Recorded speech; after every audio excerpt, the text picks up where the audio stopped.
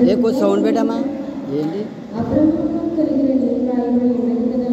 అయినను దాస్యవలన పుట్టినవాడు శరీర ప్రకారం పుట్టెను, స్వతంత్రురాల వలన పుట్టినవాడు వాగ్దానం బట్టి పుట్టెను.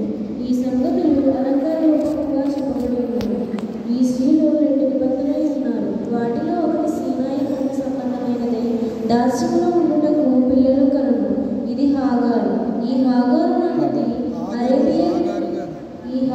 అన్నది అరేబియా దేశంలో ఉన్న సీనాయి కొండయే. ప్రస్తుతమందున్న యెరూషలేము దాని పిల్లలతో కూడా దాస్యమందున్నది గనుక ఆ నిబంధన దానికి దీటై ఉన్నది. అయితే పైనున్న యెరూషలేము స్వాతంత్రముగా ఉన్నది, అది మనకు తల్లి. ఇందుకు కరిన కొట్రాల సంతోషించు, ప్రసవ వేదన పడని దాన బిగ్గరగా కేకలు వేయును. ఏలైనగా పెనిమిటి గల దాని పిల్లలు కంటే పెనిమిటి లేని దాని పిల్లలు ఎక్కువ మంది ఉన్నారు అని వ్రాయబడి ఉన్నది. సహోదరులారా, మనమును ఇస్సాకు వలె వాగ్దానం బట్టి పుట్టిన కుమారులమై ఉన్నాము. అప్పుడు శరీరమును బట్టి పుట్టినవాడు ఆత్మను బట్టి పుట్టినవాడిని ఎలాగే హింసపెట్టెను, ఇప్పుడును అలాగే జరుగుచున్నది.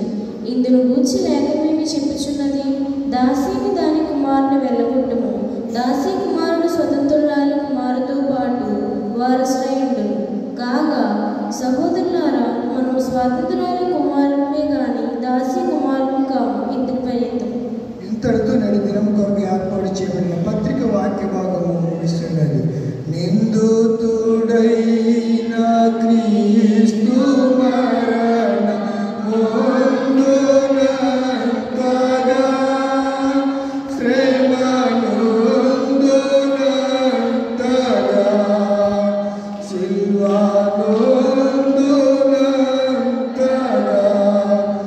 ఈ పొందుగా తాకించుకొనియే